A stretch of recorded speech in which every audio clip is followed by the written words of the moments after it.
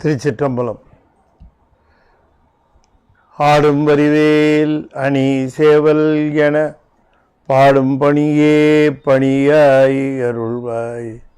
தேடும் கயமா முகனை செருவில் சாடும் தனி யானை சகோதரனே. நாவுக்கு உரை செய்ய ஒண்ணாமை உணராதேன். திருச்சிற்றம்பலம். தென்னாடுடைய சிவனே போற்றி, என் நாட்டவர்க்கும் இறைவா போற்றி. ஏகம்பத்துரையந்தாய் போற்றி, பாகம் எண்ணுரானாய் போற்றி. பராய்த்துறை மேவிய பரனே போற்றி, சிராப்பள்ளி மேவிய சிவனே போற்றி.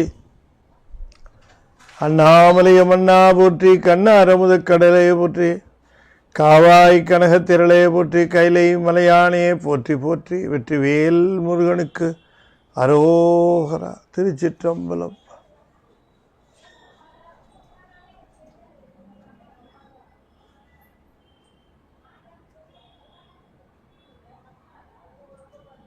திருச்சிற்றம்பலம்.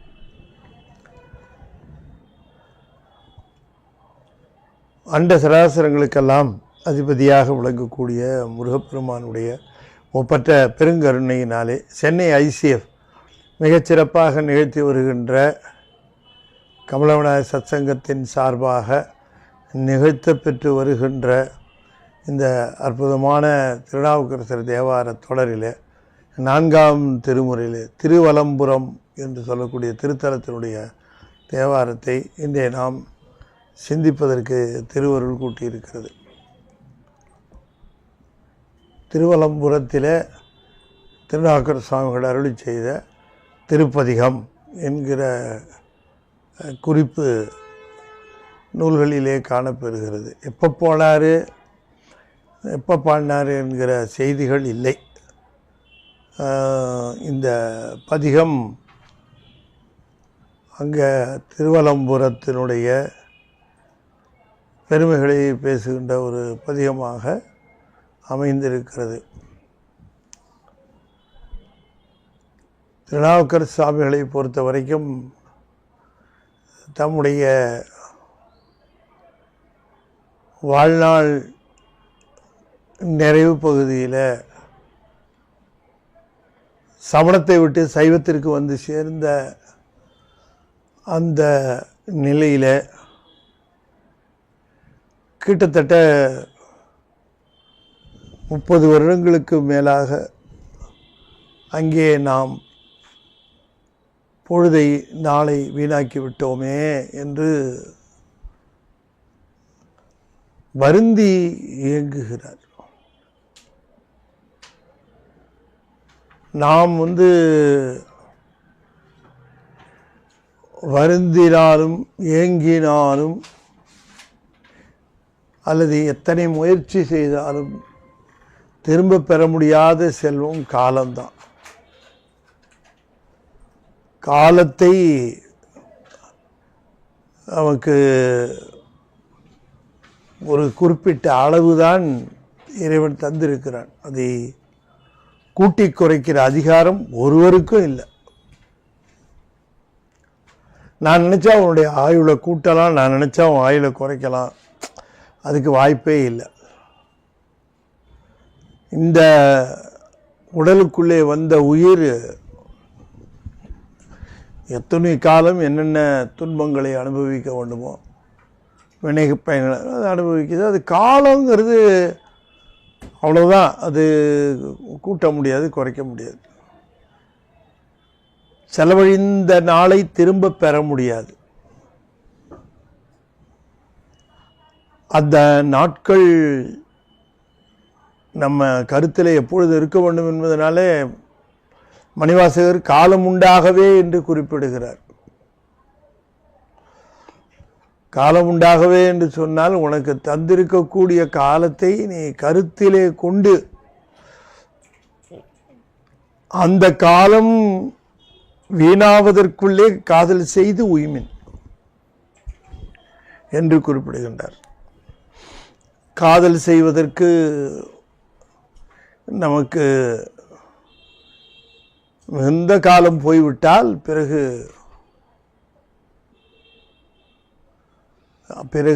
அது உய்வதற்கான வாய்ப்பு குறைச்சல்.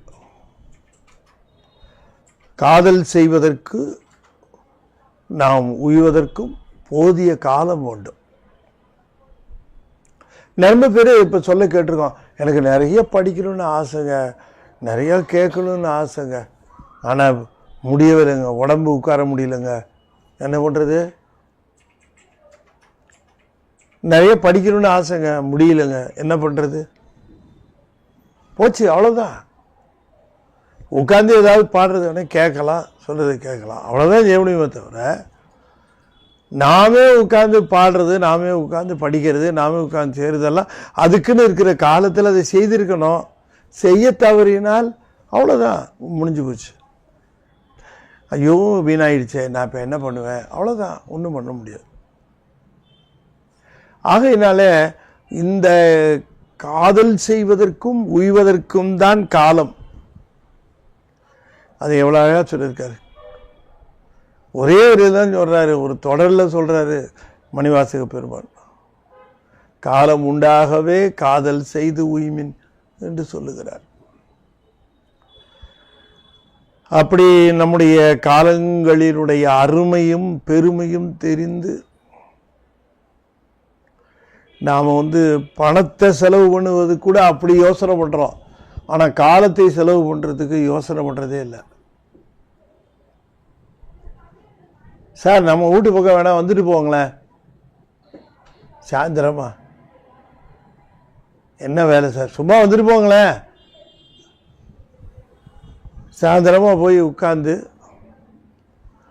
ஊர் கதை உலக கதை இதெல்லாத்தையும் பேசிட்டு கடைசியில் ஒன்றுத்துக்கு வேலைக்கு ஆகாமல் திரும்ப சேருது.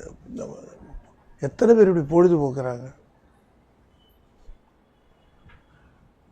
பொழுதுபோக்கு என்று அதை சொல்லுவது கொடுமை. பொழுதுபோக்கு என்று சொல்லுவது மிகப்பெரிய கொடுமை. பொழுதை போக்கவே கூடாது. ஆகையினால இந்த காலத்திற்குள்ளாக நாம் இந்த சாதனங்களை இப்போ நிறைய பாட்டு கொடுத்துருக்காங்க, சாதனம் நிறைய பாடுறதுக்கு வாய்ப்பு கொடுத்துருக்கு, சாதனம் நிறைய தொண்டுக்கு வாய்ப்பு கொடுத்து சாதனம், இதெல்லாம் சாதனங்கள். இப்போ உழவரப்பணி செய்யணுன்னா உடம்பு விளையணுமா இல்லையா? உழவரப்பணிக்கு எவ்வளவு ஒரு முக்கியமான பலன் உழவாரப்பணியில். அதை காட்டினது யார்? உழவார வீரர் தானே, உழவார படை வீரர். எல்லாரும் வாள் வேல் ஈட்டி இதை தாங்கி அவர்கள் வீரர்களாக இருப்பார்கள். ஆனால் நம்ம சாமி படைக்கலமாக அந்த கையில் அந்த உழவாரப்படை அதை வைத்திருந்தார். செயல் வீரர் அவர். நமக்கும் தொண்டு செய்கிறது மாதிரி, கோயிலுக்கு போனால் ஏதாவது தொண்டு செஞ்சால் அது மாதிரி ஒரு வழிபாடு கிடையாது.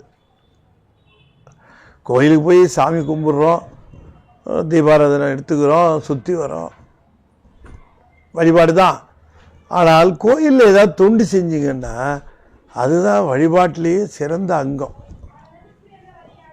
கோயிலுக்கு வழிபாடு இதைத்தான் நம்ம காட்டியிருக்காங்க நம்ம பெரியவங்க, அந்த வழிபாடு செய்தல்.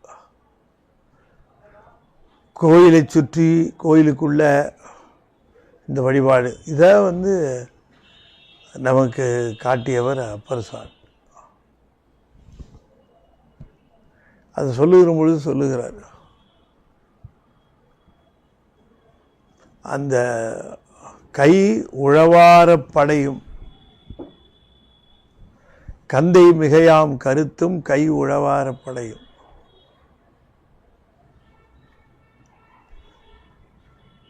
அப்படி விளங்கியவர் நம்முடைய திருநாவுக்கரசர் சுவாமிகள். ஆகையினாலே இந்த வழிபாட்டில் சிறந்த அங்கமாக இருக்கக்கூடிய உழவாரம் அல்லது இந்த திருத்தொண்டு செய்வதற்கு காலம் வேணும் இல்லையா? காலம் இல்லைன்னா எப்படி செய்கிறது? வேறு வேகமாக செய்கிறாரு. தனக்கு குறுகிய காலம்தான் இருக்குன்னு தெரிந்து கொண்டு அதை வேகமாக செய்கிறார். இன்றைக்கி பார்க்கிற அந்த திருப்பதிகத்தில் கூட அதை வலியுறுத்துகிறார். திருச்சிற்றம்பலம். தென் திரை தேங்கி ஓதம் சென்றடி வீழும் காலை தொண்டு இறைத்து அண்டர்கோனை தொழுது அடி வணங்கி எங்கும் வண்டுகள் மதுக்கண் மாந்தும் வலம்புறத்தடிகள் தம்மை கொண்டு நல் கீதம் பாட குழகர்தாம் இருந்தவாறே. தென் திரை தேங்கி ஓதம் சென்று அடி வீழும் காலை தொண்டிரைத்து அண்டர்கோனை தொழுதடி வணங்கி எங்கும் வண்டுகள் மதுக்கண் மாந்தும் வலம்புறத்து அடிகள் தம்மை கொண்டு நல் கீதம் பாட குழகர்தாம் இருந்தவாறு. தொண்டு இறைத்துனர். தொண்டுன்னா அந்த இடத்துல தொண்டர்னு அர்த்தம். தொண்டர் இறைத்து. தொண்டர்னு அவங்களுக்கு ஏன் பாரு, தொண்டு செய்கிறவர்கள் தொண்டர். அந்த அடியார்கள் எல்லாம் தொண்டு செய்கிறவர்கள் அடித்தொண்டர். இந்த தொண்டர்கள் அண்டர்கோனை தொழுது அடி வணங்கினாங்க. இப்ப தொழுது அடி வணங்கி தொண்டு செய்தார்கள்னு சொல்ல வேணாம், ஏன்னா அவங்களை தொண்டர்ன்ட்டார். அவர்கள் தொண்டர்கள் இறைத்துனார். சீர்பாடி, சீர்பாடுதல். இறைத்துன்னா உரைத்து, சீர்பாடி. அண்டர்கோனை தொழுது அடி வணங்கி எங்கும் வண்டுகள் மதுக்கண் மாந்தும் வலம்புறத்து அடிகள் தம்மை. நல்ல மலர்கள் வளமா இருந்ததுன்னு வச்சுக்கோங்களேன். மலர்கள் நல்ல செழிப்பா வளமா இருந்தா அதுல தேனு செழிப்பா இருக்கும். வண்டுகள் ஒவ்வொரு மலர்ல இருக்க தேனும் ஒவ்வொரு டேஸ்ட்ல இருக்கும். வண்டுக்கு தான் தெரியும். அது பெஸ்ட் சூஸ் பண்ணும், எது நல்லா இருக்கும் அப்படின்னு. அந்த வண்டுக்கு தான் தெரியும். அந்த மது எடுத்து அப்படி மாந்துமா. மாந்துதல்னா பருகுதல்னு அர்த்தம். அந்த வண்டுகள் அந்த மதுவை எடுத்து அப்படி அருந்துகிற பொழுது அதுக்கு ஒரு மயக்கம். அப்படி இந்த மயக்கம். இந்த அடியார்களும் சிவபெருமானுடைய திருவடியில அந்த திருவடியிலிருந்து அருள்ங்கிற மதுவை உண்ணுகிறார்கள். அவர்களுக்கு ஒரு பெருமை தொண்டு. அவர்கள் இந்த அடியார்களும் அந்த வண்டுகள் போல. அது மது மயக்கம், இது அருள் மயக்கம். அருள் மயக்கம் அவர்களுக்கு. நல்ல கீதம் பாடுகிறார்களா அடியார்கள் கூட இருக்கிறவர்கள்லாம். தொண்டர்கள் தொழுது அடி வணங்கி அங்கே நிற்கிறார்கள். அடியார்கள் நல்ல வண்டு மது உண்ணுவதற்கு முன்பாக ஒரு கீதம் இசைக்கும். மதுவை உண்ணும் போது கீதம் இசைக்காது. மதுவை உண்ட பிறகு அற்புதமாக இசைக்கும். அப்படி அடிகள் தம்மை கொண்டு நற்பருங்க. கொண்டு நல் கீதம். அந்த கொண்டுங்கிறதுக்கு என்ன அர்த்தம்? கொண்டுன்னா என்ன அர்த்தம்னு கேட்டால், அடிகள் தம்மை தமக்கு உரிமையாக கொண்டு, அது ஒன்று. ரெண்டாவது, அடிகள் தம்மிடமிருந்து அருளை கொண்டு நல் கீதம் பாட. அப்ப அவர்கள் பாடிய கீதங்கள் எல்லாம் அருள் பெற இல்லை, அருள் கொண்டதுனால. அருள் கொண்டு நல் கீதம் பாட அவர்கள் பாடுகிறார்கள். அந்த கடற்கரை ஓரமாக இருக்கிறதுனால கடல் அலை தழுவி கொண்டு போகிறது போல இருக்கு உள்ள.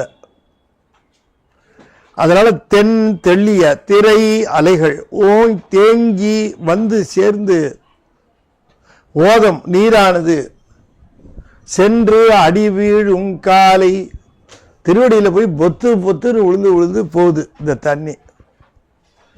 அந்த நேரத்தில் அடியார்கள் போய் இந்த நீர்லேயே நின்று பெருமானையும் வணங்குகிறார்கள். அவர்கள் வருகிற பொழுது தொண்டு இறைத்து அண்டர்கோனை தொழுது அடிவணங்கி எங்கும் வண்டுகள் மதுக்கண் மாந்தும் வலபுறத்து அடிகள் தம்மை. இந்த பக்கம் வண்டுகள், இந்த பக்கம் தொண்டர்கள். இவர்கள் இந்த தொண்டர்கள் தொண்டு செய்கிறார்கள், அடியார்கள் கீதம் பாடுகிறார்கள். இவர்கள் எல்லோரும் சிவபெருமானுடைய திருவுருளை மாந்தி இருக்கிறார்கள். ஆகையினாலே அவர்கள் ஆனந்தம் மிகுந்தவர்களாக விளங்குகிறார்கள். அதை அவர்கள் தான் அப்படியெல்லாம் ஆனந்தத்தோடு இருக்கிறாங்கன்னா, கீதம் பாட குழகர்தாம் இருந்தவாறே. அங்கே இருந்த சிவபெருமான் அதனை எல்லாம் ஏற்றுக்கொண்டு அங்கே வீற்றிருந்து அருளுகின்றார் என்று குறிப்பிடுகின்றார். மடுக்களில் வாழை பாய வண்டினம் இருந்த பொய்கை பிடிக்களிரென்ன தம்மில் பிணை பயின்றனைவரால்கள் தொடுத்த நல் மாலை ஏந்தி தொண்டர்கள் பரவியத்த வடித்தடங்கண்ணி பாகு வலம்புறத்து இருந்தவாறே. வடித்தடங்கண்ணி, வடுவகிர் கண்ணி அம்மைன்னு பேர். அந்த அம்மாவோட பேர். மாவடு போல கண்ணு உடையவளாம் அவ. அந்த மாவடு போன்ற பெரிய கண்கள், தடம்னா பெருசு, தடங்கண்ணி பெரிய கண்களை உடையவள். மாவடு போன்று அகன்ற பெரிய கண்களை உடையவள். அவளுடைய பாகராக வலம்புறத்தில் இருந்த பெருமான் மடுக்களில் வாழை பாய. இந்த மடுங்கிறது மடுத்தல் அப்படின்னா தடுத்தல்னு அர்த்தம். அந்த தடுக்கப்பட்டதுக்கு தடை தான் இங்கே மடைன்னு பேர். மடுக்கப்பட்டது மடை, தடுக்கப்பட்டது தடை. இந்த மடையில் வாழை மீன்கள் தடுக்கப்பட்ட அந்த நீரில் அதுங்க நிறைய துள்ளி பாயும். மடையில் வாழை பாய மதரார் குடையும் பொய்கை கோல காவுளான் சொன்னார் இல்லையா. அந்த மடையில் வாழை, இந்த மடுக்களில் தான் வாழை மீன் இருக்கும். அது என்ன பண்ணிச்சு, பொத்துன்னு விழுந்த அந்த பக்கத்தில் இருக்கிற இந்த வண்டுகள் எல்லாம் பாஞ்ச உடனே வண்டுகள்லாம் பயந்து ஓடி போய் பொய்கையில் போய் கொயின்னு விழுவுதுங்க. பயந்து போய் மடையில் இந்த வாழை வந்தோடனே வண்டுகள்லாம் இங்கே விழுவுது. இங்கே விழுந்தா அதுக்கு தேவைன்னு அங்கேயும் சுற்றி இருந்துச்சு வரால் மீன். இந்த வண்டு பொத்துன்னு அங்கேருந்து பயந்து இங்கே விழுந்தோடனே வரால் மீன்கள்லாம் என்ன பண்ணுதா, அந்த பெண் வரால் மீன்கள்லாம் ஆண் வரால் மீன்களை ஓடி போய் தழுவிக்கிட்டு பயந்து நிற்கிதான். காப்பாற்றுங்க காப்பாற்றுங்க, இங்கே வண்டு வருது, சிக்கல் வருது. காட்சி எப்படி இருக்கு பாரு. இதை சொல்றாரு. மடுக்களில் வாழை பாய வண்டிடம் எரிந்த பொய்கை பிடிக்களிரென்ன தம்மில் பிணை பயின்றனை வரால்கள். இதுக்கு ஒரு உதாரணம் சொல்லுகிறார். தன்னுடைய பிணையாக இருக்கக்கூடிய, துணையாக இருக்கக்கூடிய வரால் மீன்கள் தம்முடைய துணையை தேடி போகின்றன அஞ்சு போய். எப்படின்னாரு, பிடி களிறு போலன்னாரு. பிடின்னா பெண் யானை, களிறுன்னா ஆண் யானை. இந்த பிடிக்களிறு ஆண் யானைகளை இப்படித்தான் அந்த பெண் யானை அஞ்சு போய் ஆண் யானைகிட்ட தஞ்சம் போகும். அதுபோல இந்த வரால் மீன்கள் போயின என்று குறிப்பிடுகின்றார். அப்படிப்பட்ட இந்த வலம்புறத்திலே வடிக்கண்ணியோடு, வடித்தடங்கண்ணியோடு, வடுவகிர்கண்ணி அம்மையோடு இருக்கக்கூடிய பெருமானிடம் தொடுத்த நல் மாலை ஏந்தி தொண்டர்கள் பரவியத்த, நல்ல மாலைகளை தொடுத்த நல் மாலை ஏந்தி தொண்டர்கள் பரவியத்த. தொண்டர்கள் என்று சொல்லுகிற பொழுது தொண்டு செய்த பிறகு வழிபடுவதற்கு உரிமை கிடைக்கிறது. தொண்டு செய்யாமல் வழிபடுவதற்கு உரிமை கிடைப்பதில்லை. we have to do service. தொண்டு பண்ணணும். கோயிலில் எத்தனையோ தொண்டுகள், ஏதாவது தொண்டு செய்யலாம். இப்போவும் பார்த்தீங்கன்னா அமிர்தசரஸில் பொற்கோயிலில் நல்லது எங்கே இருந்தாலும் சொல்லலாம், தப்பு இல்லை. இந்த மிகப்பெரியவங்களாக இருந்தாலும் சர்வீஸ் பண்ணுறதுக்கு வெளியில் செருப்பு வைக்கிற இடத்துல வந்து உட்காந்துருவாங்க. இந்த கோயிலுக்கு போகிறவங்கெல்லாம் செருப்பை வாங்கி வச்சு அவங்களுக்கு டோக்கன் மட்டும் இல்லை, இந்த செருப்பை தொடச்சி வச்சுருவாங்க. அவங்க கோயிலுக்கு போயிட்டு வந்து இந்த செருப்பை எடுத்துகிட்டு போகலாம். அப்போ உள்ளே போயிட்டு அவங்க வரும்போதுக்குள்ள அந்த பூட்ஸோ செருப்போ அதை நல்லா தொடச்சி க்ளீன் பண்ணி வைப்பாங்க. எவ்வளோ முடியும் வாங்கி வைக்கிற டோக்கன் வாங்கி கொடுக்கறது வேறு செருப்பு. அது செய்கிறது யாருன்னு கேட்டிங்கன்னா அரசாங்கத்தில் பெரிய பதவியாக இருக்கிறவங்க. இன்னும் சில சமயம் என்ன செய்வார்கள், ஒருவேளை ஆன்மீகத்தில் ஏதாவது குற்றம் இழைத்திருப்பார்கள், யாராவது தப்பு செஞ்சுருந்தால் அவங்களுக்கு தண்டனை என்னென்னா இந்த மாதிரி கொடுத்துருவாங்க, போய் உட்காருங்க, நீ செய்யணும் அந்த சர்வீஸை. சிலர் வாலண்டியராக செய்வாங்க, சில பேருக்கு பனிஷ்மெண்ட்டாக கொடுப்போம், போய் உட்காருன்னு. அவங்க வந்து உட்காந்து அவங்க சில பெரிய சர்வீஸில் இருக்கவங்க, பெரிய கவர்மெண்ட் போஸ்ட்டில் ஐஏஎஸ் ஆஃபீஸர்ஸ், அவங்க வந்து உட்காந்துருவாங்க. தப்பு செஞ்சவங்க வரணும் இல்லை, சர்வீஸ் வாலண்டியராகவும் சர்வீஸ் பண்ணுறதுக்கு வந்து உட்காந்து செருப்பை வாங்கி வச்சுக்கிட்டு கொடுக்குறதில்ல, தொடச்சி வச்சு கொடுக்குறோம். இப்போ நம்ம டோக்கன் சிஸ்டம் போட்டிருக்கோம், நம்ம வாங்குகிறோம், உள்ள தூக்கி போடுறோம், தூக்கி கொடுக்குறாங்க, எல்லாம் பண்ணுறாங்க. அதல்ல, அது வந்து பாதரட்சிய அந்த பாத அணியை வாங்கி பத்திரப்படுத்துவதும் அதனை தூய்மைப்படுத்துவதும் ஒரு பெரிய சர்வீஸாக செய்கிறார்கள். இங்கேயும் நம்ம அந்த திருக்கோயிலில் நமக்கு தொண்டுன்னா நிறையா தொண்டுகள் இருக்குது, தொண்டு செய்ய வேண்டிய தொண்டு இருக்குது. பணிவு இருந்தால் நிறைய தொண்டு கிடைக்கும். நம்ம கோயிலுக்கு போனோம்னா நம்ம விஐபி, நமக்கு ஏதாவது தரிசனத்துக்கு வழி கிடைக்காதா, நம்ம முன்னாடி போக முடியாதா, நம்ம யாரையாவது பைபாஸ் பண்ண முடியாதா அப்படின்னுட்டு போய் அதில் ஒன்றும் பிரயோஜனம் இல்லை. அதை சொல்லுகிறார், தொண்டர்கள்னு சொல்லி சொன்னால் தொண்டு செய்த பிறகு வழிபாடு செய்ய வருகிறார்கள்.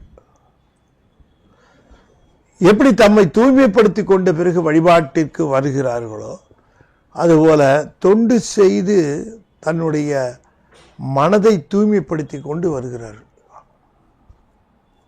உடம்பை குளிச்சுட்டு சுத்தபத்தமாக வருது ரைட்டு, திருநீர், ஆனால் மனசை தூய்மைப்படுத்துறதுக்கு தொண்டு செய்யணும். அப்போ தான் நம்முடைய வழிபாடு 100% வந்து எஃபெக்டிவாக இருக்கும். அது சொல்லுகிறார், மடுக்களில் வாழை பாய வண்டினம் இருந்த பொய்கை பிடிக்களிர் தம்மில் பிணைப்பயின்றனைவரால்கள் தொழுத்தனல் மாலை ஏந்தி தொண்டர்கள் பரவியத்த வடித்தடங்கண்ணி பாகர் வலம்புறத்து இருந்தவாறே, வலம்புறத்து இருந்தவாறே.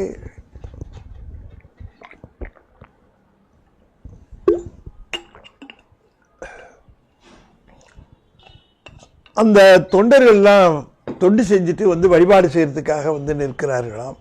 அப்படிப்பட்ட வலம்புறம் என்று குறிப்பிடுகின்றார். தேனுடை மலர்கள் கொண்டு திருந்தடி பொருந்தச் சேர்த்தி ஆணிடை அஞ்சும் கொண்டே அன்பினால் அமர ஆட்டி வானிடை மதியம் சூடும் வலம்புறத்து அடிகள் தம்மை நான் அடைந்து ஏத்தப் பெற்று நல்வினை பயன் உற்றேனே. தேனுடை மலர்கள் கொண்டு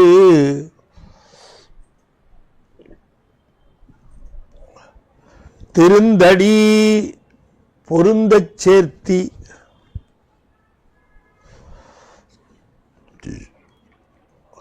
ஆனிடை அஞ்சுங்கொண்டே அன்பினால் அமர ஆட்டி வானிடை மதியம் சூடும் வலம்புறத்து அடிகள் தம்மை நான் அடைந்தேத்த பெற்று நல்வினை பயன் ஊற்றேனே.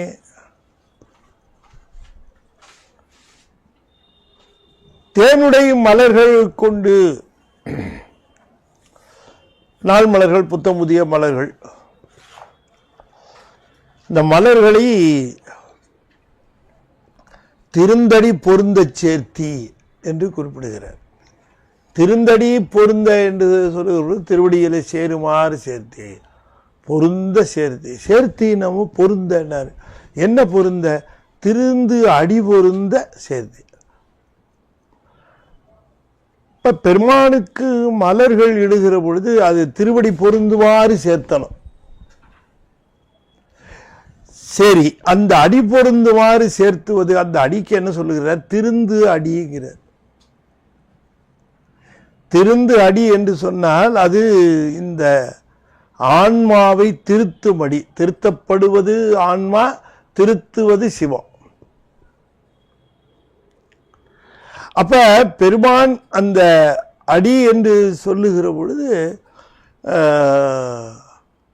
நாம இந்த உள்ளே இருக்கிற ஆன்மாவிற்கு அடியாக, ஆன்மாவிற்கு கீழே இருக்கக்கூடிய அதுதான் நம்மை திருத்தும்.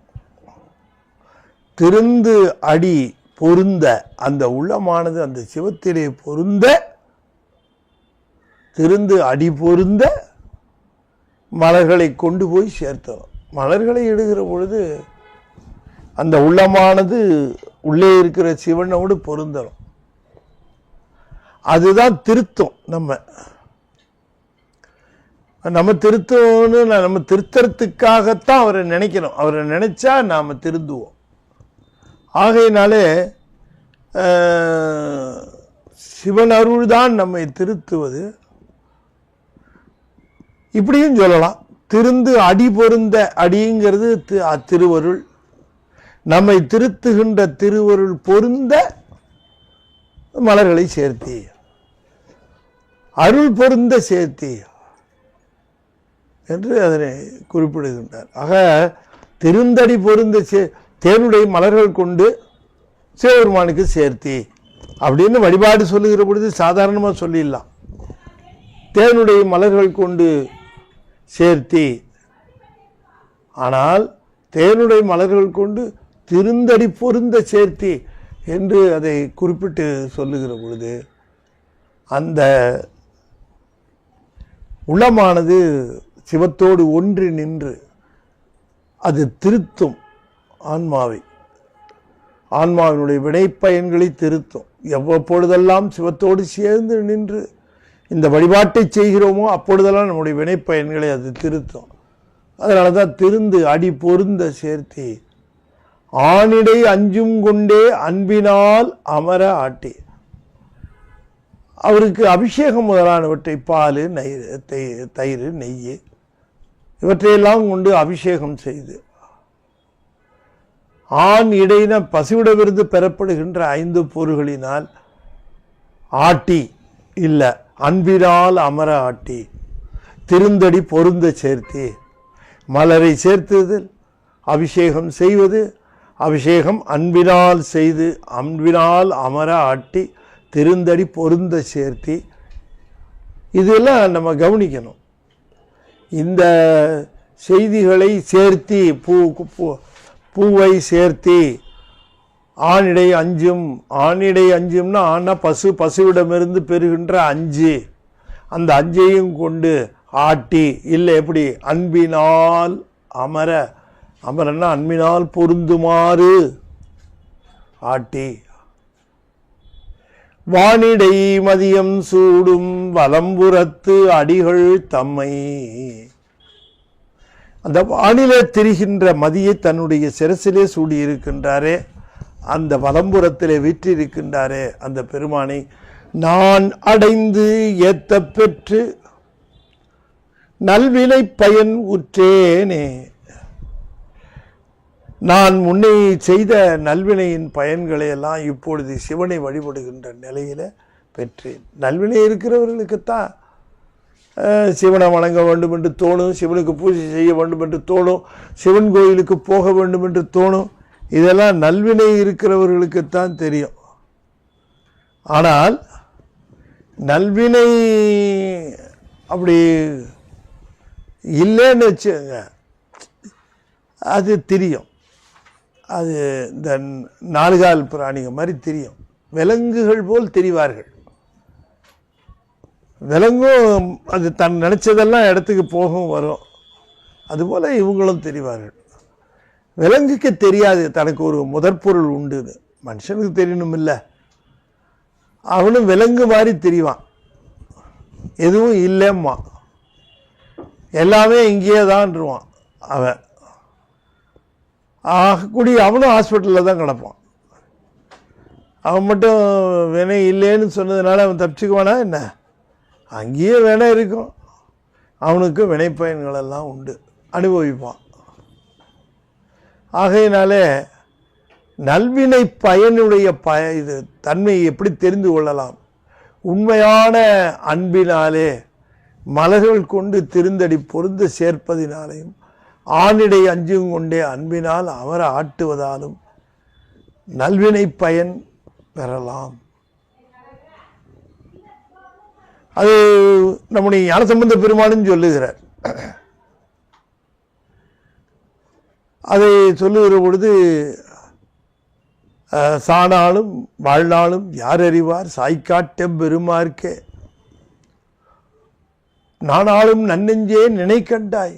யார் அறிவார்? சாணாலும் வாழ்நாளும் சாய்க்காட்டம் பெருமார்க்கே பூனாலும் தலை சுமப்ப புகழ்நாமும் செவி கேட்ப நானாலும் நவீனத்தை பெறலாமே நல்வினை என்பது.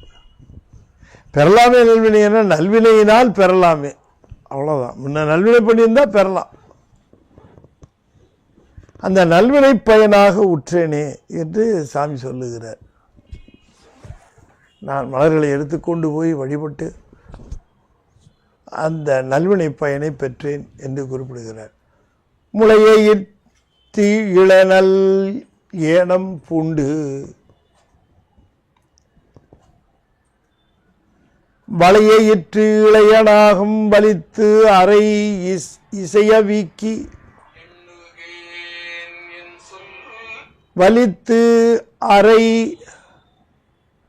முளையிற்று இளநல் ஏனம் பூண்டு மொய் சடைகள் தாழ வளையிற்று இளையனாகும் வலித்து அறை இசைய வீக்கி புலை கயப்போர்வை போர்த்து புனலொடு மதியம் சூடி வளைபயில் இளையர் எத்தும் பலம்புறத்து அடிகள் தாமே. முளை எயிற்று இளநல் ஏனம் பூண்டு நல்ல பன்றி கொம்பை அணிந்திருக்கிறார். யாரு? திருமால் பண்டிகை வந்தப்ப பிடுங்கினது, பல்ல பிடுங்கிறான்னு சொல்கிறோம் இல்லையா? அது மாதிரி அந்த ஏனத்தினுடைய பல்லை பிடுங்கி மார்பிலே தனித்து இருக்கிறார். நல் ஏனம் பூண்டு, அது முளை எயிற்று இளநல் ஏனத்தினுடைய எயிறு பூண்டுன்னு வச்சுக்கணும். முளை எயிற்று இள நல் ஏனம் பூண்டு மொய் சடைகள் தாழ, நெருங்கிய சடைகள் தாழ வளை எயிற்று இளையனாகும் அந்த புற்றிலே இருக்கக்கூடிய அந்த நாகம் இருக்கிறதே, அந்த நாகத்தை செறிந்து அதை எடுத்து என்ன பண்ணியிருக்கார், அந்த நாகம் அதுக்கும் வலை எயிறு, இதுக்கு முளை எயிறு, அதுக்கு வலை எயிறு, வளைஞ்சிருக்க முடியும், வலை எயிறு அதுக்கு. அந்த வலை எயிற்று புற்றிலே வாழக்கூடிய அந்த இளைய நாகம் வலித்து அதை பிடிச்சி இடுப்பில் அரை இசைய வீக்கி நல்லா டைட்டாக கட்டிக்கிட்டாராம். அதால் முடிச்சு அவுக்கவும் இல்லை, ஒரு இழுப்பு சட்டு. அதனால் இசையை வீக்கி புழைகை அப்போர்வை போர்த்து, புழைங்கிறது புழைன்னு வந்துருச்சு, கயம்ன யானை, துதிக்கையுடைய யானையினுடைய போர்வையை போர்த்தி கொண்டு புனலோடு மதியம் சூடி, கங்கை பிறை இவற்றை சூடி, வளைப்பையில் இளையர் ஏத்தும், வளையல்களை அணிந்த மாதர்கள் திருக்கூட்டமாக வந்து பழம்புறத்து அடிகளை வழங்குகிறார்கள். அந்த காலத்திலேயே மகளிரெல்லாம் திருக்கூட்டமாக வந்து வழிபாடு செய்து அந்த காலத்தில் இருந்திருக்கு. நல்ல பெண்கள் கூட்டம் வந்து இப்போவும் நல்ல கூட்டம் வருகிறது, இளம்பெண்கள் வரணும் இன்னும். அதனால தான் வளைப்பையில் இளையர் ஏத்து, எல்லாம் இளம்பெண்களாக வந்திருந்தார்கள் என்று குறிப்பிடுகிறார். இளையர் ஏத்தும், வளைப்பையில் இளையர் ஏத்தும் வலம்புறத்து அடிகள் தாமே என்று குறிப்பிடுகின்றார். சுருளுரு வரையின் மேலா துளங்கி இளம் பளிங்கு சிந்த, இருளுரு கதிர் நுடைந்த விளங்கதிர் பசரை திங்கள், அருளுரும் அடியரெல்லாம் அங்கையில் மலர்கள் ஏந்த, மருளுரு கீதம் கேட்டார் வலம்புறத்தடிகளாரே. இருளுரு கதிர் நுழைந்த இளங்கதிர் பசலை திங்கள், பசிய அந்த நிலவானது உயர்ந்து ஓங்கி வளர்ந்திருக்கிற அந்த நெல் கதிர்களுக்குள்ள அது நுழைந்து வருகிறதாம். அப்படின்னா அவ்வளோ உயரம் அந்த கதிர் இருக்கு. அது அப்படி இப்படியே தூரக்கேந்து பார்த்தீங்கன்னா சந்திரன் எழுகிற பொழுது அந்த இல்லையா, அது கீழ்வானத்தில் வரும், அது அப்படி வரும் முழு நிலவு. இந்த கதிர்கள்லாம் ஓங்கி இருக்கா, இருளாக இருக்கும், அதில் அப்படி பளிர்னு அப்படி அடிக்கும். அதனால இருளுரு கதிர், அந்த அது நுழைந்த இளங்கதிர் பசலை திங்கள், இளமையான கதிர், அந்த கதிர்களுக்குள்ளே இந்த பசிய திங்கள் கதிர்கள் நுழைகின்றன அந்த வயற்காட்டிலே. அதுபோல தன்னுடைய முடி வந்து மலைச்சிகரம் போல இருக்கக்கூடிய அந்த திங்கள் இங்கே வந்து ஒளி செய்து கொண்டு இருக்கிறது. அங்கே நெற்கதிர்களுக்குள்ளே இருந்த அதே பிறையை எடுத்து இங்கே சூடியிருக்கார். இது வரையின் மேலே, வரையின்னா மலை, சுருளுரு வரையின் மேலே என்று சொன்னால் அந்த வரைங்கிறத மலை போல இருப்பதனாலே சடைய வரை என்கிறார். சுருளுருன சுருண்ட முடிகளை உடைய வரையின் மேலே, அந்த சடையின் மேலே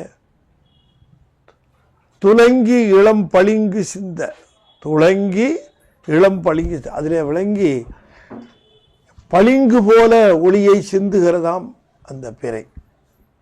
இங்கே கதிர்களுக்குள்ளே நுழைகிறது நில உலகத்தில். அங்கே சிவபெருமானுடைய சடையில் இருக்கிற பொழுது அது பளிங்கு போல கதிர்களை சிந்துகிறதாம் அந்த சடையில். இன்று சந்திரனை இரண்டு இடத்திலேயும் விவரிக்கின்றார். அருளுரும் அடியரெல்லாம் சிவபெருமானிடம் திருவருள் பெற்றுவிட வேண்டும் என்று வலம்புறத்து வந்த அடியரெல்லாம் அங்கையில் மலர்கள் ஏந்த தம்முடைய கை என்று சொன்னால் அழகிய கைகளில் மலர்களை ஏந்தி கொண்டு நிற்கிறார். மலர்களை ஏந்தி கொண்டு அவர்கள் பாடுகிறார்கள். அந்த பாடலை மருளுரும் உள்ளத்தை மயக்கக்கூடிய அந்த இனிய கீதம் கேட்டார் வலம்புறத்து அடிகளார். அடியார்களெல்லாம் பாடுகிறார்கள். அந்த பாடுகிற கீதத்தை கேட்டு ஆனந்தப்படுகிறாராம் வலம்புறத்து அடிகளார். அது என்ன சொன்னார்? அந்த மயக்கத்தில், இசை மயக்கத்தில் இருக்கிறாராம். மருளுரும் கீதம் கேட்டார் வலம்புறத்து அடிகளாரே என்று சொல்லுகிறார். இனி அடுத்த பாடலாக, நினைக்கின்றேன் நெஞ்சு தன்னால் நீண்ட புன் சடையினானே அனைத்துடன் கொண்டு வந்து அங்கு அன்பினால் அமைய ஆட்டி புனைக்கின்றேன் பொய்மை தன்னை மெய்மையை புணரமாட்டேன் எனக்கு நான் செய்வது என்ன இனி வலம் புறவ நீரே. பெருமானே, புண்ணியம் செய்வார்க்கு பூண்டு நீருண்டு என்று அண்ணலும் அது கண்டு அருள் செய்யா நிற்கும் என்று திருமூலர் அருளி செய்திருக்கிறார். நானும் இந்த மலர்களை எடுத்துக்கொண்டு தேவரீரை தேடி வந்து உமக்கு அபிஷேகம் முதலானவற்றை செய்து மலர்களால் அர்ச்சித்து நான் உய்வு பெற வேண்டும் என்று நினைப்பவன் அல்ல, நினைக்க மாட்டேன் என்கிறேன். இதை செய்யணும்னு நினைக்க மாட்டேங்கிறேன். இப்ப என்ன செய்யற? பொய்மை தன்னை புனைக்கின்றேன், மெய்மையை புணர மாட்டேன். பொய்மையோடு தான் கலந்து நிற்கிறேனே தவிர மெய்மையோடு நான் கலப்பது இல்லை. புனைக்கின்றேன் பொய்மை தன்னை மெய்மையை புணர மாட்டேன். மெய்மையோடு சேருவதற்கு வழி என்ன என்று கேட்டால், பெருமானுக்கு சிவபூஜை செய்தல், அபிஷேகம் செய்தல், அஞ்செழுத்து ஓதுதல், இவையெல்லாம் அந்த பெருமானுக்கு செய்தல். ஆனால் இவற்றையெல்லாம் நான் செய்யாத காரணத்தினாலே நான் பொய்மையை புனைகின்றேன், மெய்மையை புணரமாட்டேன் என்று சொல்லுகிறார். இனி என் செய்வதென்னே வலம் புறவ நீரே, எனக்கென்று நான் இனிமேல் என்ன செய்ய போகிறேன்? எனக்குன்னு சாப்பிட்றேன், எனக்குன்னு டிவி பார்க்குறேன், எனக்குன்னு பொழுதுபோக்குறேன். ஆனால் எனக்குன்னு அருள் தேட வேண்டும் என்று நான் நினைப்பதில்லை. கால விரயத்தை எல்லாம் செய்கின்றவன் நான், எனக்கு. ஆனால் இந்த காலத்தை கொண்டு அருள் சேர்க்க வேண்டும். அருளிலார்க்கு அவ்வுலகம் இல்லை, பொருளிலார்க்கு இவ்வுலகம் இல்லாகி அங்கு. ஆகையினாலே அதை தெரிந்து கொள்ளாமல் நான் மெய்மையை கலக்க வேண்டும் என்று செல்லாமல் பொய்மையே கலந்து நிற்கின்றேன். மெய்மையை கலப்பதற்கு என்ன செய்ய வேண்டும்? மனம் மொழி மெய்களாலே உமக்கு சிவபூசை செய்தல் வேண்டும். அதை செய்வதில்லை. மனமொழிகளாலே உமக்கு சிவபூசை செய்யாத காரணத்தினாலே நான் இந்த உலகத்தோடு பொய்மை என்பது இந்த உலகத்து சமாச்சாரங்களில் திளைப்பது. மெய்மை என்பது சிவத்தோடு கலப்பது. இதுதான் பொய்மை.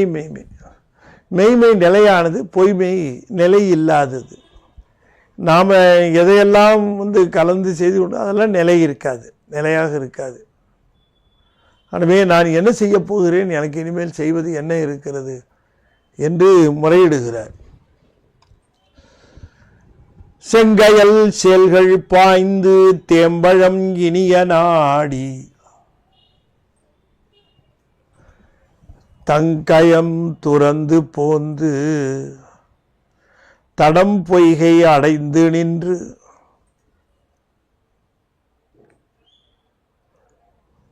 கொங்கையரு குடையும் காலை கொழுங்கனி அழுங்கினாராம்.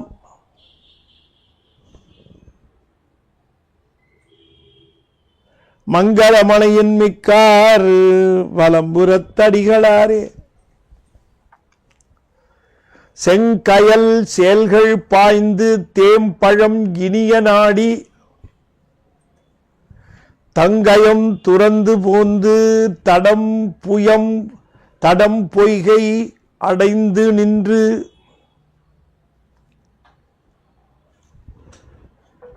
ஏழாவது பாட்டு இது. அந்த செங்கயல்களும் சேல்களும் குளத்தில் இருக்கு. கயம்னா குளம். அந்த குளத்தில் இருந்தது. இங்கெல்லாம் ஒன்றும் சரியாக கிடைக்காது, நம்ம இன்னும் கொஞ்சம் பெரிய இடத்துக்கு போகணும் என்று அவைகளெல்லாம் ஒரே பாய்ச்சலாக பாஞ்சி இந்த பழத்தை பறிக்கிறதுக்காக, பழங்கள் தெரிஞ்சதோ அது என்ன செயல்கள் பழம் பறிக்கணும்னு தாவி இந்த குளத்திலேருந்து தாவி போய் பெரிய பொய்கையில் விழுந்துருச்சு. பொத்துன்னு விழுவுதுங்க. அந்த பொய்கையில் போய் விழுந்தால் அந்த பொய்கையை அகன்ற தடம் பொய்கையாக இருக்கிறதுனால அங்கே பெண்கள் குளிக்கிறார்கள். இந்த பெண்கள் குளிக்கிறதுனால அவர்களை இந்த கயல் மீன்களும் சேல் மீன்களும் பழத்தை நாடி வந்தது இல்லையா, அது பழம் பிடிக்கலாம்னு நினைச்சிட்டு கீழே விழுந்துருச்சு. இவர்கள் தான் பழம் என்று நினைத்து இவர்களை கடிக்கிறதா. அவங்க உடனே ஐயோ கடிக்குது, கடிக்குதுரி அப்படின்னு சொல்லிட்டு இந்த குளத்துல ஆற்றுல கூட சில சமயம் இறங்கி மீன் கடிக்கும், காலை கடிக்கும், டக்குன்னு உதறி. அதுங்களுக்கு அது என்னவா தெரியும்னு தெரில, அதுங்க கடிக்கும். அது சொல்றாரு இங்க அப்பர் சாமி. கொங்கையர் குடையும் பெண்கள் அந்த பொய்யில கொளிக்கும் போது இந்த மீன்கள் இவர்கள் தான் கனிகள் போல் இருக்கிறது என்று கடிக்க அவர்கள் வருந்தினார்கள், அழுங்கினாராம். அவர்கள் யாருன்னார்? மங்கள மனையின்மிக்கார். மங்களமான மனைகளை சமைக்கின்ற மகளிர். என்ன பெருமை சொல்றாரு பிறகு, மங்கள மனையின்மிக்கார். பெண்களை சொல்லுகிற பொழுது அவர் இத்தனைக்கும் துறவிதான். ஆகையினால அவர் சொல்லுகிற பொழுது சொல்லுகிறார், இந்த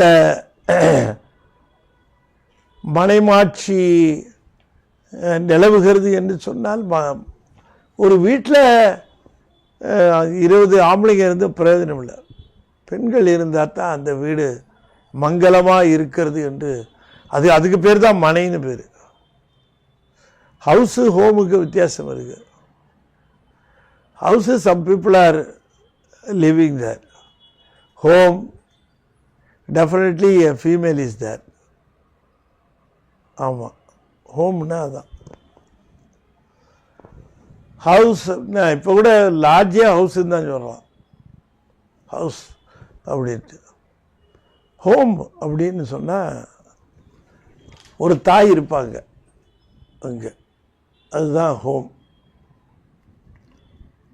அதனால் அவன் என்ன பண்ணிட்டான், கடைசியில் அவளுக்கு ஒரு ஹோமில் கொண்டு விட்டுறான். இவங்களெல்லாம் வச்சுக்கிறதுக்கு இடம் பேரே ஹோம்னு தான் பேர் பாருங்க. அதை சொல்லுகிறார்.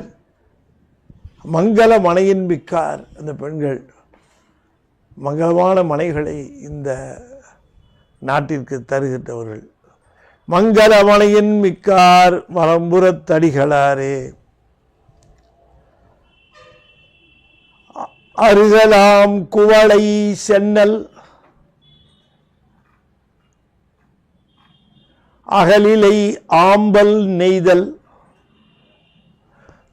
தெருவலாம் தெங்கு மாவும் பழம்பிழும் படப்பை எல்லாம் குறுகிடம் கூடிய அங்கே கும்மலித்து இறகு உலர்த்தி மறுவலாம் இடங்கள் காட்டும் வலம்புறத்தடிகளாரே. அந்த வலம்புறத்து அடிகளார் அங்கே விற்றிருக்கின்றார். அந்த வலம்புறம் எப்படி இருக்கிறதுன்னார். சென்னல் அருகலாம் குவளை. அந்த சென்னல் விளைந்து நிற்கக்கூடிய வயல்வெளிகளிலே கோழை மலர்கள் இருக்கிறது. அகன்ற இலைகளை உடைய ஆம்பல் மலர்கள், நெய்தல் மலர்கள், இவையெல்லாம் மலர்ந்து கிடக்கின்றன எங்கு பார்த்தாலும். சென்னல் வயல்கள், அவற்றிலே கோழை மலர்கள், அகன்ற இலை உடைய ஆம்பல் மலர்கள், நெய்தல் மலர்கள். தெருவை பார்த்தா தென்னை மரம் பொத்து பொத்துன்னு போட்டிருக்கு தேங்காய்.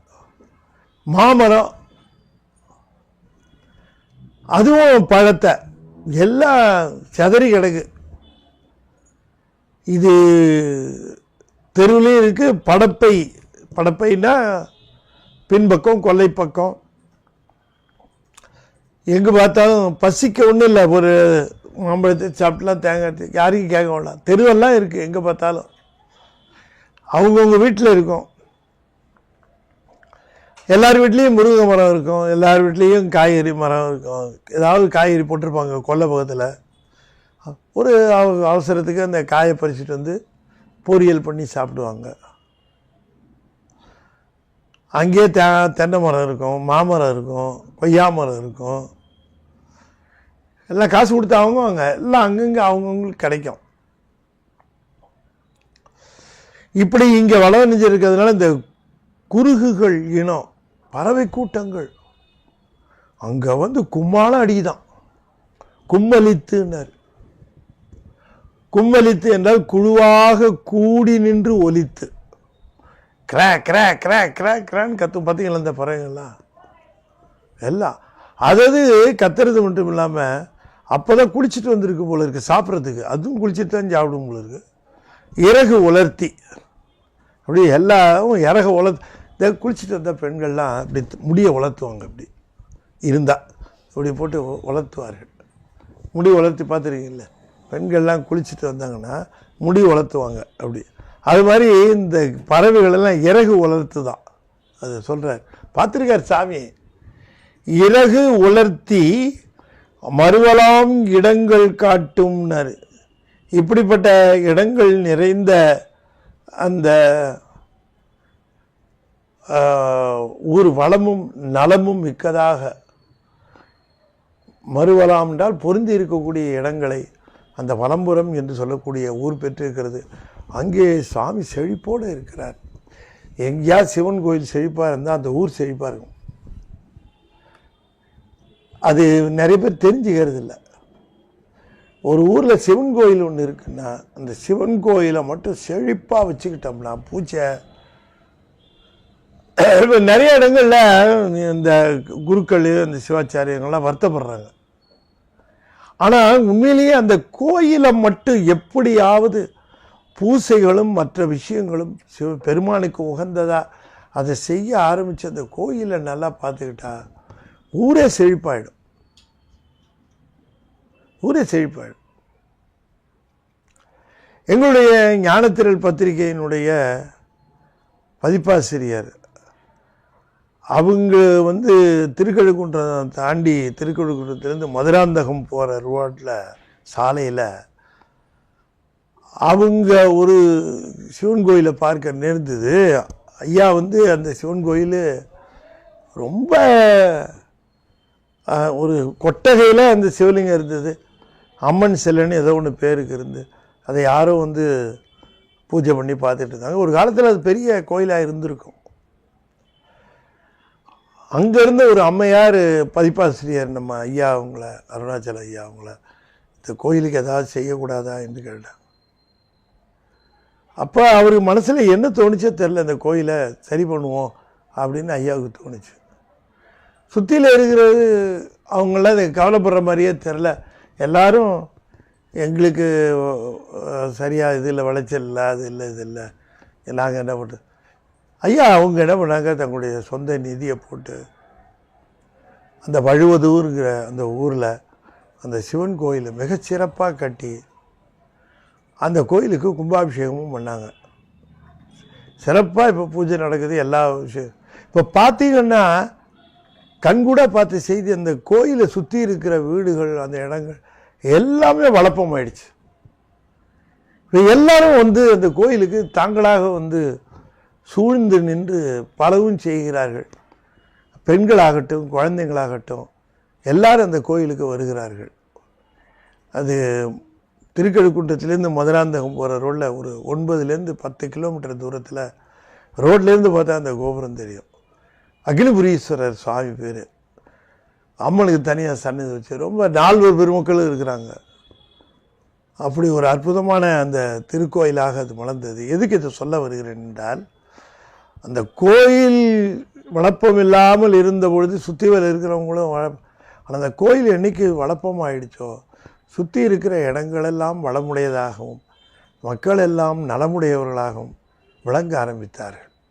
கோயிலை மட்டும் நல்லா வச்சுக்கிட்டோம்னா சிவன் கோயிலை செழிப்பு உங்கும். ரொம்ப பேருக்கு அது தெரியறது இல்லை. நாங்களே நல்லா இல்லை, கோயில் எப்படி பார்த்துக்கிறதுங்கிறாங்க. கோயிலை நல்லா பார்த்துக்க, நீ நல்லா ஆயிடுவ. இதுதான் உண்மை. அதைத்தான் இங்கே திரும்ப குறிப்பிடுகின்றார். அந்த ஊர் வளம் குறுகினம் கூடியாங்கே கும்பல் நிறைய பறவைங்க ஒரு இடத்துல இருக்குன்னு சொன்னால் அந்த ஊர் வளமாக இருக்குன்னு அர்த்தம். நிறைய நீர் தடாகம் பொய்கை இருக்கு, மலர்கள் மலர்கின்றன, மரங்கள் இருக்கின்றன, காய்கள் கனிகள் இருக்கின்றன, பறவைகள் வருகின்றன.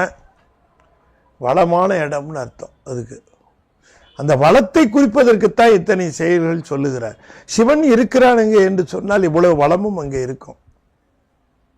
நெல் வயல்களை பற்றி பேசுகிறார், கழனிகளை பற்றி பேசுகிறார், அங்கே இருக்கக்கூடிய தென்னை மரங்கள் மாமரங்களை பற்றி பேசுகிறார். இவ்வளவும் பேசுகிறார்னா ஊர்வலம் சிவன் திருக்கோயிலை பேணியதனாலே விளைந்த நலம். அதை நாம் தெரிந்து வைத்துக் கொள்ள வேண்டும். கருவறை அணையமேனி கடல் வண்ணன் அவனும் காணான், திருவரை அணைய பூமேல் திசைமுகன் அவனும் காணான், ஒருவரை உச்சி ஏறி ஓங்கினார் ஓங்கி வந்து அருமையில் எளிமையானார் அவர் வலம் புறவனாரே. அருமையில் எளிமையானார் அவர் வலம் புறவனாரே. கருவறை அணைய மேனி கடல் வண்ணன் அவனும் காணான். அது பார்த்தாலே தெரியுது திருமால் பார்க்க முடியாதவர்னு. அவ எப்படி சொல்லணும்னா, கருவறை கடல் அணைய வண்ணமேனி. கருவறை கரிய மலை போன்றதும் கடல் போன்றதுமான வண்ணனுடைய மேனி. தனித்தனியாக பிரித்து சொல்லாமல் கருவறை கடல் அணைய வண்ணமேனி அவனும் காணான். திருமாலும் காண முடியவில்லை. திருவரை அணைய பூமேல் திருமகளுக்கே உரிய அந்த தாமரை மலை மேல் விளங்கக்கூடிய திசைமுகன் அவனும் காணான். பிரம்மனும் பார்க்க முடியல. கடல் வண்ணனும் காணான், திசைமுகனும் காணான்.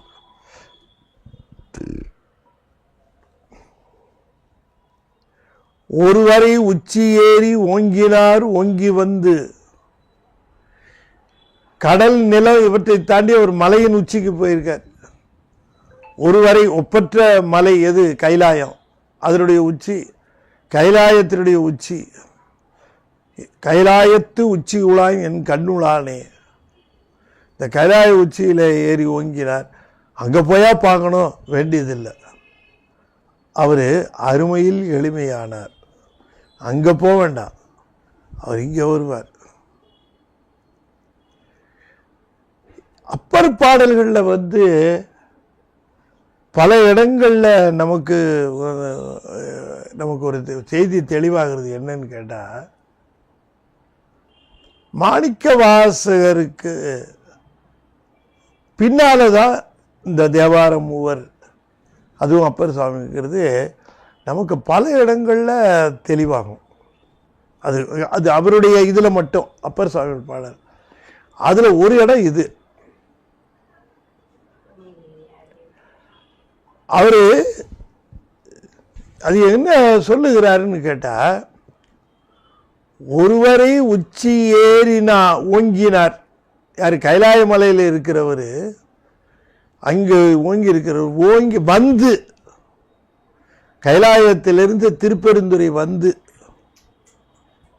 அருமையில் எளிமையானார். அவர் வார்த்தையே பயன்படுத்துகிறார். இந்த அருமையில் எளிமையானார்னு போடலைன்னா நாம் அது வேற ஏதோ சொல்றாருன்னு நினைச்சிருக்கலாம். ஆனால் இவர் அருமையில் எளிமையானார், அருமையில் எளிய அழகே போற்றி அப்படின்னு சொல்றாருல போட்டி திருவள்ளுவர். அருமையில் எளிய அழகே போற்றி அதே எடுத்து அப்படியே யூஸ் பண்றாரு. அப்படின்னா அவரை தானே மீன் பண்றாரு. அவர் அருமையில் எளிமையானார். அருமையில் எளிமையானார், அருமையில் எளிய அழைக்கப்பட்டு. ஏன் அவர் சொன்னார்? கைலாயத்தில் இருக்கிறவர் இங்கே தேடி வந்தார். வந்து ஈர்த்தன்னை ஆட்கொண்ட எந்தை பெருமான் ஒருவரை உச்சி ஏறி ஓங்கினார்.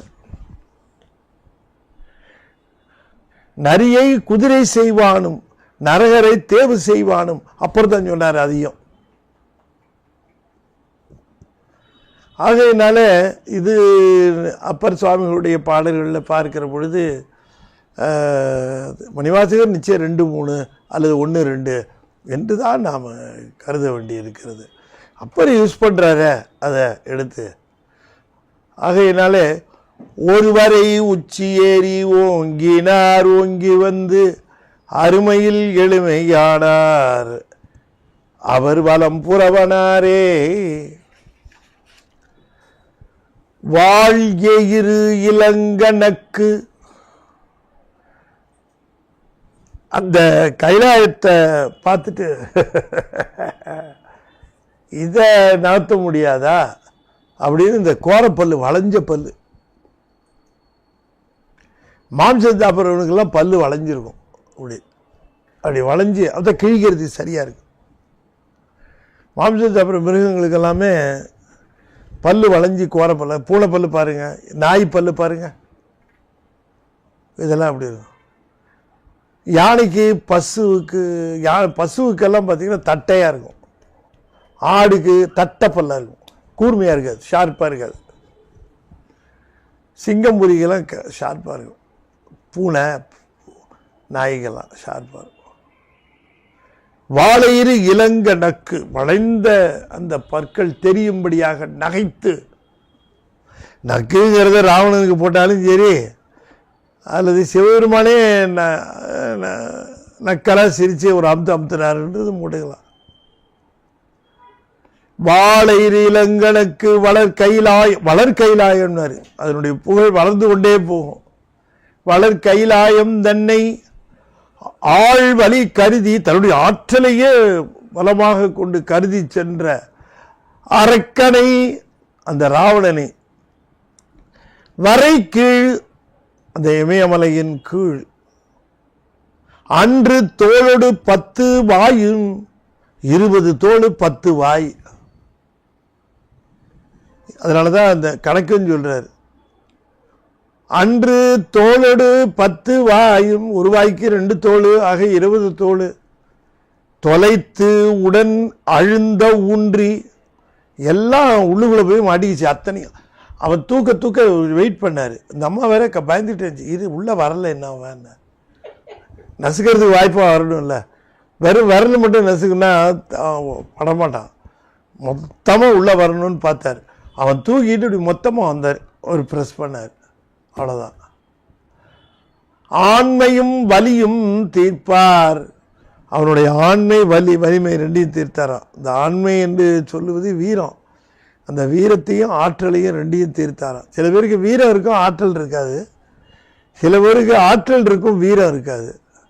இவன்கிட்ட 2 இருந்தது, ஆனால் அது 2ஐயும் வச்சுட்டு ஜெயிக்கலாம்னு நினைச்சார். 2ஐயும் தீர்த்தார். ஆண்மையும் வலியும் தீர்ப்பார், அவர் வலம் புறவனாரே. அவர் திருவலம்புரத்திலே எழுந்தருளி இருக்கிறார் என்று அற்புதமாக இந்த பாடலை செய்தார் என்று சொல்லி இந்த பதிகத்தை இந்த காலத்தில் நிறைவு செய்கின்றோம். திருவாசகம் வரலாற்று முறையில் என்கிற அந்த தொகுப்பு, வரலாற்று முறையில் தொகுப்பு என்று நாம் செய்திருக்கிறோம். 51 பதிகங்களையும் வரலாற்று முறையிலே அமைத்து தந்திருக்கிறோம். மணிவாசகருடைய வரலாற்றை அவருடைய திருவாசகத்திலிருந்தே எடுத்திருக்கிறோம். அதனை எடுத்து அந்த வரலாற்றை ஒட்டி இந்த திருவாசகத்திற்கு நாம் இந்த நூலை செய்திருக்கிறோம். அவசியம் வாங்கி நீங்கள் இந்த நூலை ஏற்று போற்ற வேண்டும், கற்க வேண்டும். அதன்படியே கூட ஓதினால் நலம் என்று சொல்லி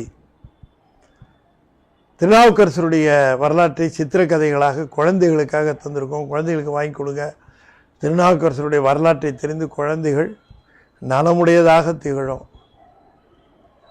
ஆகையினால நல்ல பண்பு வரணுன்னா ஞானசம்பந்தர், திருநாவுக்கரசர் வரலாறுகள் தெரியணும். படக்கதையாக இருக்கிறதுனால குழந்தைங்க ஈஸியாக அட்ராக்ட் ஆகிடும். அதுங்களுக்கு அந்த அறிவையும் புகட்டின மாதிரி இருக்கும். குழந்தைகளுக்கு வாங்கி ப்ரெசென்ட் பண்ணுங்கள். தபால் செலவு தனி. ஞானத்திரள் பத்திரிகைக்கு சந்தாதாரரை சேர்த்து விடுங்க. நீங்களும் ரெனியூ பண்ணிக்கோங்க. அதில் வர கட்டுரைகளுக்கு உங்களால் ஸ்பான்சர் பண்ண முடியும்னாலும் ஸ்பான்சர் பண்ணுங்கள். அது திருமுறைக்கு செய்த தொண்டு என்று சொல்லி இந்த அளவில் நிறைவு செய்து மீண்டும் சந்திப்போம் என்று கூறி விடைபெறுகிறேன். இந்த நிகழ்வை நிறைவு செய்வதற்கு முன்பாக 5 எழுத்தை 5 முறை ஓதுவேன். அன்பர்கள் தொடர்ந்து ஓத வேண்டும் என்று திருவடி பணிந்து வேண்டிக் கொள்வேன். ஓ